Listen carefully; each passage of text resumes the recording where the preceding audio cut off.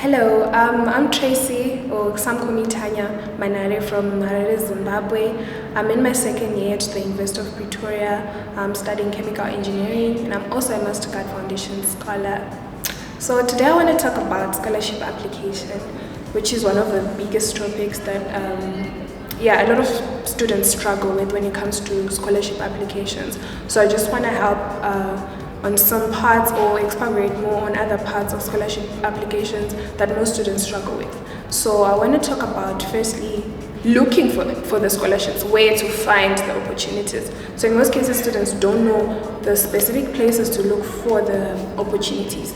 So you can go on Google, just search for scholarships offered for African students. If you're an African student, you're gonna get them, and check for sites like on LinkedIn, like I think it's African Opportunities, something like that. They do have opportunities. They have sometimes where they post links of all the scholarships that you can apply for.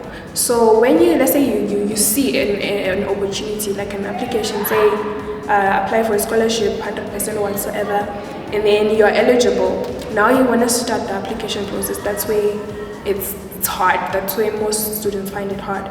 So I just want to go through some of the stuff that most students find hard. So the first thing is the essays part, which is I think the most important, that the people who are recruiting you look for. So I mean, everyone is passing and everything, so the other thing that's going to set you apart from the students is your essay. So the essay is the part where they get to know you as a person, as Tanya. Okay, who's Tanya? So they get to know you through the essays. So you get a lot of essays, different topics and everything, and you have to write about yourself in most cases. So one thing I would like to say is you have to be authentic. Be true to yourself, and then just tell them. They want to know you, so don't lie, don't try to be superhuman. Just tell them who you are, tell them your story. That's what they want to hear, because that's what sets you apart from every other student, right? So tell them your story, and then when you write the essays, don't do this thing of trying to tell them, okay, for example, I'm a hardworking person. Everyone is a hardworking person, so you can't tell them I'm a hardworking person. So they usually say do this thing of show, don't tell. So you have to show. Why do you say you're a hardworking person? How do we know? So now that's where you bring those things of, when I was in high school, I was doing science fairs, I was a prefect.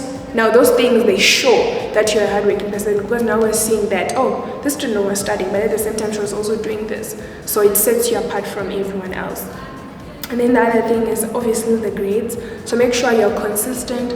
I mean, there's a time where you probably fail, but that failure, take it as something to write about when in your essay, that during that time I failed because probably my mother was sick, or I had to take care of my mother because she was sick, or anything. Try to have a story with everything that you say, everything that you have, your grades, have a story about them, that I failed because of this, because everyone fails in this world. But what sets you apart is how you tell your story at the end of the day. So your grades should be good. Also, what else? Just submit your application in time, because also they want people who are punctual and everything. So make sure you submit your application in time. So I want to specifically talk about the Mastercard Foundation Scholarship Program, which is a scholarship program for African students, and they partner with quite a lot of universities in the world. The big Oxford University, they actually partnered with it, University of Edinburgh, University of Cambridge, and then coming to Africa, we have a lot of universities, University of Rwanda, Makerere University in Uganda, and then in South Africa, we have UWC, University of Cape Town, and the University of Pretoria. So I want to talk specifically about the University of Pretoria now, because that's where I am, and I'm like quite at least know the process, how it goes. So when you're applying the University of Pretoria, you have to first apply for the application at UP, the admission application. So first apply, look out for the deadlines. They usually open on the 1st of April, so now they actually open, then you apply for admission. So at UP, the Mastercard Foundation Scholars Program funds for both undergraduates and postgraduates, and all programs except programs in the health sciences faculty. So you have to apply in time. So once you get your admission, in most cases the admission will come at around May, June. Some people would have gotten their admissions letters. So once you get your conditional admission letter, you start applying for the scholarship. And then I think their deadline is usually around August, September. Yeah, but just check the website. They have a website, Mastercard Foundation Scholarship at UP, Scholars Program at UP. So yeah, just check their website, and then there are forms there that you have to fill. So the forms there, they write everything that you need to bring for the application. You need documents, you need your passport, you need your parents' IDs. If you have siblings, their birth certificates. They want to see your parents' invoices, because this is a need-based financial aid. So they want to see exactly if you need it, because they don't want to give it to someone who already have the money. So you have to show that your parents cannot afford. So they want to see the invoice, they want to see the pay slips.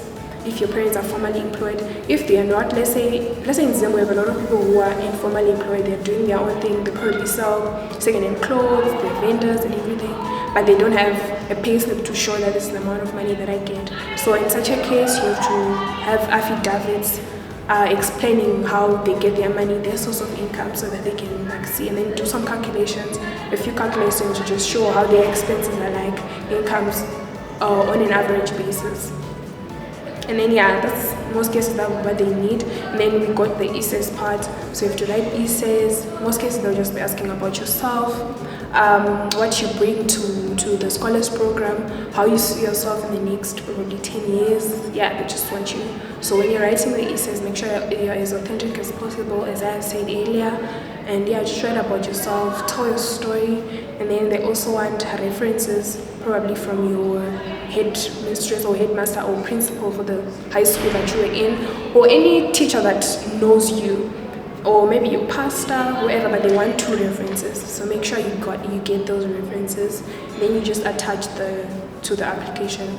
Then you send. On their website they'll tell you everything, where to send the email and everything. And then just make sure you check for grammatic errors, because they are going through a lot of applications, so you don't want to have your application having grammatic errors.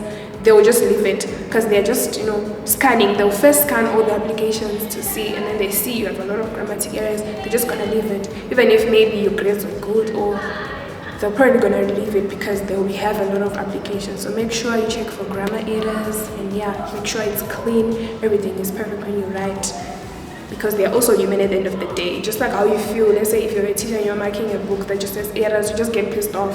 So yeah, they're also human. So make sure it's as clean as possible, no grammatic errors, and it's just, yeah, to the T. So yeah, I think that's the end.